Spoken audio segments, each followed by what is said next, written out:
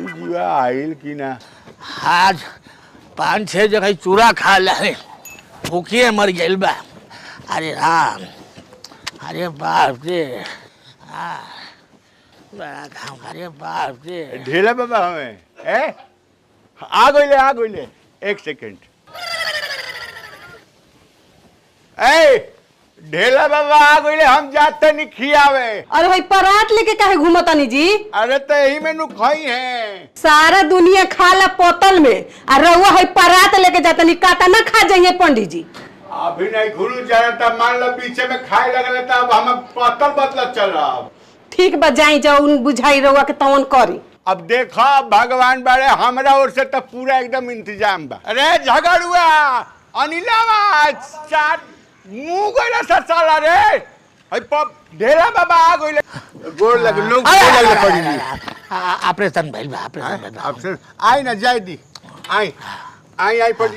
गोड़ हाथ धोए के पानी ले आओ सर। अरे नहीं, हम घर ही हाथ धो के आई बैठी। अच्छा धोले बैठी, डाइट ना दापे मतलब खाए घुड़ाई ना ठीक बैठे। अब खाए के इंतजाम कर सर।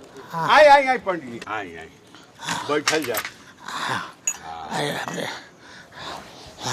अरे बाबा, अरे एजा ना होने बैठे लघुशंका वाला चली ना। अरे मुँह तो नहीं बा, खाना खाए जैसे थोड़ा सा नड़वा ढील कर दी नहीं, बढ़िया से खा पाई। तो ही कहीं ना भगवान, हम तो डेरा ये गई नहीं। इतना तो खा लेम ना। हाँ ठीक बा।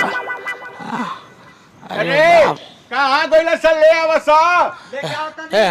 हां या बैठ।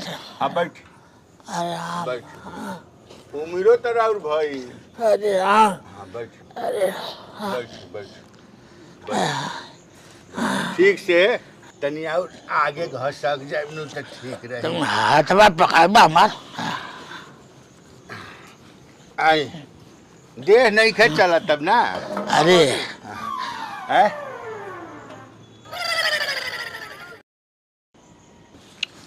चिड़ै के खाए बोलौले बाटे यहाँ पे। हाँ लड़का आओ रख रहा। चिन्हत नहीं बाटे क्या? हमारा नाम चैती तुआरी है और ढेला बाबा। हाँ 600 पूरी खाई ले, आज तबीयत खराब भाई, काल चले के चिंता नहीं बाटे। ना पंडित जी, हमारा अपमान है। अरे रख ना दिया ही रख ना। आउट दे पूरी। हम सबके यहाँ ना जाइले। जी आप भर पेट खा तो है, दादा के आत्मा के शांति मिली, बरसी है यही से पंडित जी बढ़िया से मन भर खाई। और उम्र हो गया, तबीयत खराब बा, ढेर खाई ना पाई। अच्छा तबीयत खराब बा, अरे तेमे से निकलवा देते। नहीं अरे रह दीप, अब आ गई बा तब अब नहीं खाते वो बुरा मान जी तो दादो। अरे रूमरो भइल तो हमरो तो डरे लागत रह। इतना काम बा, 8 जगह न्योता कह के आवत है। अब ही अरे छोट तेरा ही रहल, एक मूड़न रहल, एक बियाह रहल। अच्छा तब मजबूरी में कहीं चले तो में खैले ना हो खबर। राय महाराज सबके अबू सब जजमाने हैं, सबके खुशे करे और काम। बस ये क्यों कहना पूरी, क्यों कहना पूरी, बस वो है। अच्छा तो शुरू कर जाए। तरकारी है जरा रखो ना लोल है का रे। अरे पंडित जी पूजा पर चढ़ाओ रहा, उतनी मनी अलगे रखा रहा। अच्छा हाँ पूजा वाला है। ठीक है, जिलेबी धार ना पूरा ढाल दे। ढारब। हाँ आई तरकारी हो गई। और 4-5 कचौड़ी कर, कचौड़िया कहाँ बा? कचौड़ी हाँ यही में नु बा। ये पहले रुआ खाई ना, हमनी के सब फिर आई में रुआ निश्चिंत रही। जय बाबूजी। बेटा हाँ माइक से बोल के पूरी और खाने इतने पहले खाए तब नु पंडित जी। तू हरे लड़का है ना? हमारे छोटका और लगता ससुरारी का लड़का है। चिंता आई बजे भटक सुनने खाई से मुँह ताकत ना ससुरारी के ना है। जो माई सका दे पूरी दे पूरी। अरे कौन सा आदमी के बोला ले बारन बुढ़ऊ? केतु बाबा आइल बने, ढेला बाबा। ढेला बाबा? छान और एक आदमी ये ना खाता हन। हे भगवान, है तो घरे जिया तो खैले ना, मुँह तो खातड़न। पहले घोट ली। ओय हो मोयो, होइसे केहू खाना खाला? जय भगवान जय भगवान। फ्री के मिलल बा त लगता कि एकदम हकोसले भकोसले खात हन। दादी हाँ धर पूरा। धर पूरा धर। बाप रे। हाय बाप आराम से पंडित जी।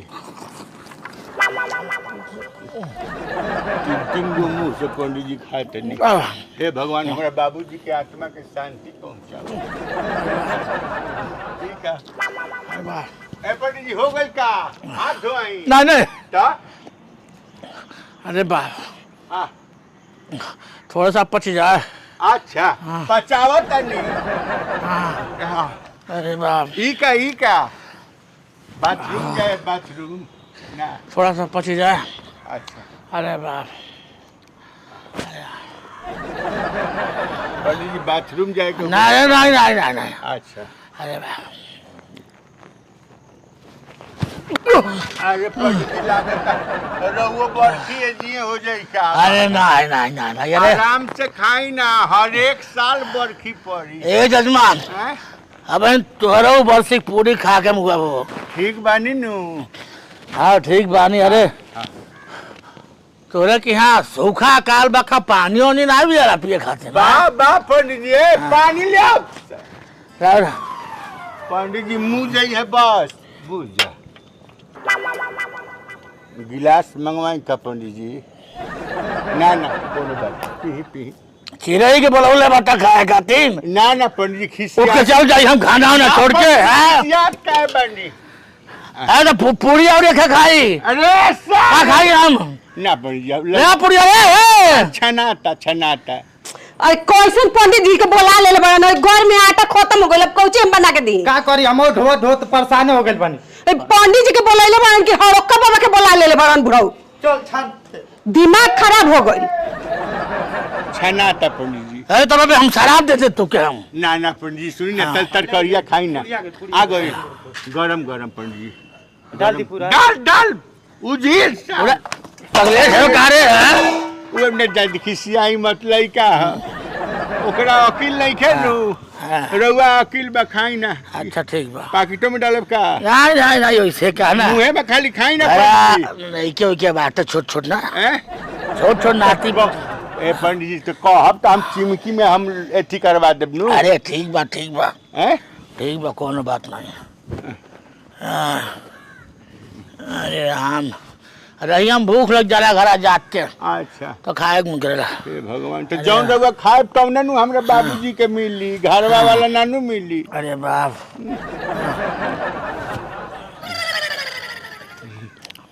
अरे बुनिया मंगाया मर्दवा 5 किलो करे रही। अरे बुनिया ले आ रहा बुनिया। हाँ ले ढार बुनिया ढार। दादी हाँ ढार पूरा। ढार। तबीयत ठीक नहीं बाप ढेर नहीं खाओ। अर्थात पूरी 8 नहीं हाँ और 5 दाई 10 अच्छा 2 किलो बुनिया बस ऐसे बेसी नहीं खाए बाबा। कैसन पंडित बा हो हई। अरे बाप ए जजमान टकरा सोरा देवा। अरे राम अरे बाप अरे पंडित जी हाँ सुनी ना। अरे बाप पंडित हाँ जी गोबर लेखा काम महकत थे। अरे ऐसा ही कबो हो जाला। ए बाबू उठावा नहीं तो जो न काम करती नाइल बाटी वो काम कैली।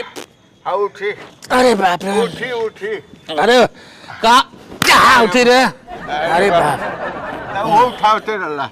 हाँ अब तनी कम भइल बा। हाँ। सुनी ना पंडित जी अरे बाप हाँ झुक नहीं पाते। पकड़ हेलो पकड़ थरिया वहाँ थरिया पकड़ मत दे पंडित जी। मैंने देखब तनी संभारे के का प्रॉब्लम कुछ दिक्कत बता। नहीं नहीं खाबे तू बुरा मान जाइबा पंडित जी ना कुछ खाइबे नहीं कहना। हाँ ये तो बात है। और दादो बुरा मान जाइए। हाँ जजमान खाइबे नहीं कहना। ना संभारिए के खाई ना पंडित जी। बाबा मोरा तड़ुए मगर खाई नहीं के छोड़। संभारिए के खाई हम नहीं खी चाहत कि मैंने एजिया से रेवा डायरेक्ट कहीं और जाए। अरे या तवे का रे तो हमें मुँह हवा पर काहे थूक दे दिया। आराम से खाए नहीं तो अटक जाई। आय माई जाए दी लड़का और कुछ लेब का पड़ी। अरे बाप और कुछ लेब जा थोड़ा बैठा रे पनिया दे पानी यहाँ बैठा करे मैदान करे वाला बैठे का रे ना हाँ ना माछ गिराई बा। अरे बाप हाँ मजले अनु बाथरूम में वाला अनु। ठीक है सरफ से अब वह सरफ से। अरे यही से कहनी पंडित जी ठीक से खाई। अरे बाप एकदम सांस उल्टी रुक जा। अरे बाप रे अरे थक गई बैठल बैठल। अरे बाप अरे बाप ताकत काट बाटे मुँह हम दादा कर जी। अरे बाप जी पंडित जी कौन दिक्कत नहीं कौन दे कुछ ख्याल कर बेचारा तू बुरा मान दे पंडित जी कुछ खैले नहीं। ली पंडित जी हाँ पंडित जी बड़का कुप्पी नहीं बा का है पंडित जी। मुँह में ऐसे डाल के ऊपर से डायल करता रे बाप। अच्छा धीरे धीरे खाई ना राव सेवक का है के बा। उतना में तो हमर पूरा भोर गांव खोइले रही। छी, होइसन पंडित होला। देखबा से डॉक्टर साहब पड़े कि ना रे क्लिनिक में। आई दादा बाबूजी हैं? क्या हो गए? ये पैर पकड़ के ए पंडित जी उठी। अरे अरे पंडित जी बाग साला टोपी अरे कौन पंडित के बोला लेला है सर। ए भैया ठीक है अरे बाप बाग साला कहाँ गइल से ले चला सब पंडित जी के डॉक्टर साहब की है न तो हमारा द्वार पर कुछ हो ही नहीं। भगवान तो का भगवान कैसा लगी द्वार छोड़ाओ सब पंडित जी के अपन द्वार छोड़ा दे सब। ए पंडित जी उठी। अरे हाँ डॉक्टर सर्जने तिवारी बोल रहा है। अच्छा सिपू जी पथलौटिया से। अरे तो आपको तो कहवे के थे कि भैंसिया के तनी कानी में डाल के हाँ तनी सा अजवाइन और गुड़ खौला के तनी ठंडा करके मुंह में पिलाइए। हाँ जितना दवाई दिए हैं सब बड़का वाला जो दवाइया होगा उसको 3 टाइम देना है। अच्छा हाँ बाकी अपना हिसाब से कुटी चोकर सानी कुछ हो हाँ देते रहिए नू ठीक हो जाएगा। चलिए ठीक। अरे पंडित अरे पंडित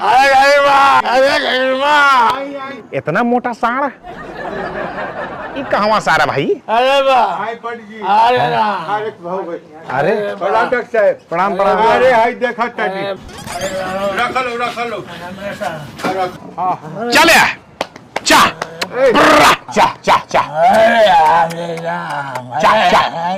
क्या हुआ है इनको।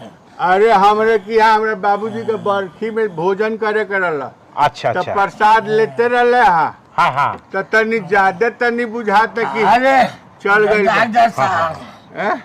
चुप पेशेंट थोड़ा सा खाई ले। हाँ ठीक चुप रहो तलब बात करने दो हमको समझने दो बीमारी को। ओ रोकी ना पंडित जी। अच्छा कहने का मतलब है हाँ। कि प्रसादी में का खाए हैं। 173 को पूरी लड़ लगभग 173 को पूरी 2 किलो बुनिया। झूठ बोलता था मैं 171 खाई लिया। 171 एक पूरी झूठ बोल रहा है। और जिलेबी भी रहला बुनिया तरकारी जिलेबी सब रहला। अच्छा खाई लिया डॉक्टर साहब एक आध मुट्ठी छूट गई। अरे भैया इतना खाए के बाद भी कह रहे हो कि पानी से छूट गया है। इतना खा लेते हो। देखिए डॉक्टर साहब सांस लो नहीं ले पाते नहीं ले पाओ। हेलो गड़बड़ मामला है। डॉक्टर साहब हमारा के उरीन कर दी हमरे की कैले बारे कहीं कुछ हमरे पर हम हाथे आ लगी।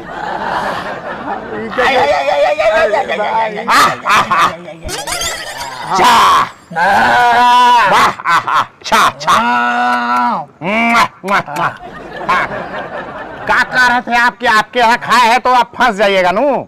हाँ हम ही कह रहे थे ना कि हमरे की खैले बारे अगर मान ली ऊपर गईले तो हमरे नु दोष लागी रउआ कैसा हुई कि जिया के जैसे भेज देंगे घरे घरे जाके कुछ हो को से हमरा मतलब नहीं उपाय हम कर रहे हैं चिंता नहीं कीजिए। अरे वाह हमारा नाम डॉक्टर सर्जन तिवारी है। जी जी जी समझ गए नू? हाँ तो डॉक्टर सर्जन तिवारी जो है सर्जन कर सकता है। हाँ सर्जरी के अनुसार मतलब यहाँ से चीरे लगाएंगे और जो कुछ अंतड़ी हमको लग रहा है कि फंसा है कुछ टुकड़ा उकड़ा दिख रहा है। अरे बाप रे अरे हम मर जाबे ना ना अरे वाह अरे हमें हम मर जा पेट से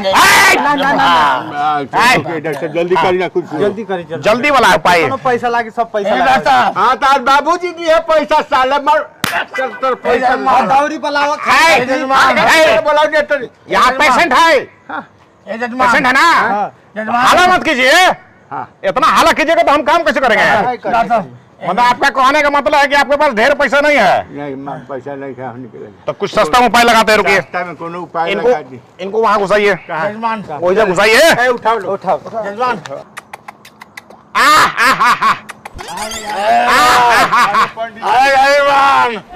अरे डरने की कोनो बात नहीं है। आप लोग देखिए साहब सब ठीक हो जाएगा।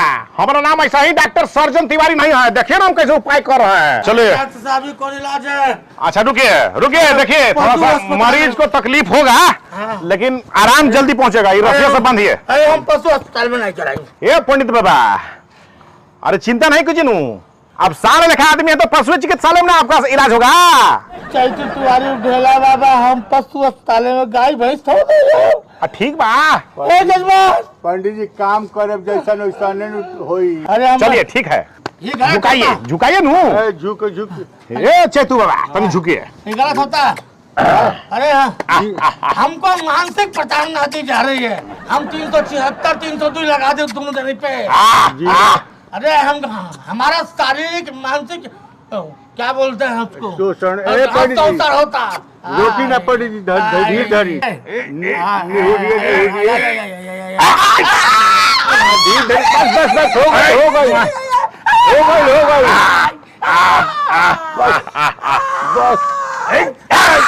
बस बस बस बस जी अरे बस रोकी ना पड़ी 2 मिनट 2 मिनट। ये कौन चीज का टुकड़ा है? जिलेबी खैले ना जिलेबी। अच्छा अच्छा बाप रे बाप गोटा गोटा निकल गए थे का? दवाई है तब नू। चलिए और आगे हाँ चल थोड़ा सा और ठेहुनिया जय तू बाबा थोड़ा सा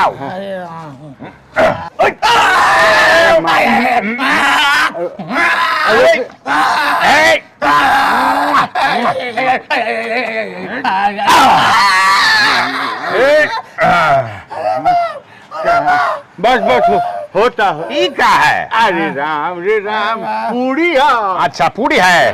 चबौले का है नहीं की चबौले का है नहीं की बताइए फेंकू बाबा। अरे कहावतों में कहा गया है बड़े बड़े विद्वान कहे हैं कि एक बार कोई भी निवाला डालिए ना मुंह में तो 32 बार चबाना चाहिए। ये चैतू बाबा तो खड़े खड़े सब ले लिए हैं। पूरा सुबह निकल रहा है वही ना इसीलिए प्रॉब्लम था। तनी पकड़िएगा धर के लास्ट देख लेते हैं।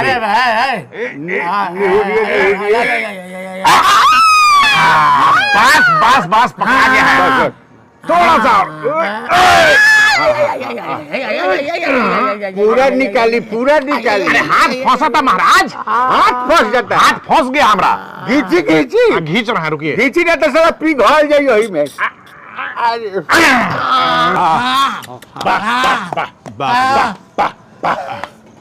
निकला बताइए इतना कौन खाता हमारा आज है? ऐसा कौन खाना खाता है? हमारे मेहरारू ऐसे खिसियात रहा कि आदमी के खाना है। चलिए हैं हो गया तो हो गई। रुकिए तो सांस लीजिएगा। हाँ सांस ली सांस लीजिएगा। घींची हाँ आओ लीजिए जिंदा बानी नु आओ लीजिए। जिंदा बानी पड़ी जी। फेंकू बाबा हैं? डरने की कोनो बात नहीं है। सब कुछ ठीक ठाक चल रहा है। अरे डॉक्टर साहब रवानी है कि हमार जान बच गई न तो हमारा पता आज मर्डर केस रहला भगवान। अरे हमारा रहते डॉक्टर सर्जन तिवारी रहते मर्डर केस कैसे लग जाएगा फेंकू बाबा?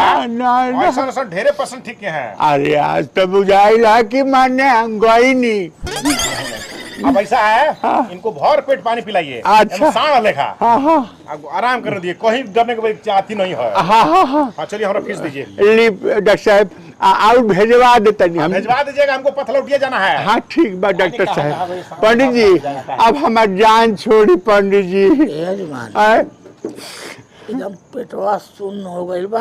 हाँ हाँ अरे अब बरसिया कार्यक्रम बाकी बा, बड़ी तेज भूख लगल बा, कुछ खिया दे। अरे मारी पंडित जी चली ना पंडित जी अब जान छोड़ दी पंडित जी, ना पता लागल कि हमारा श्राद्ध हो जाएगी।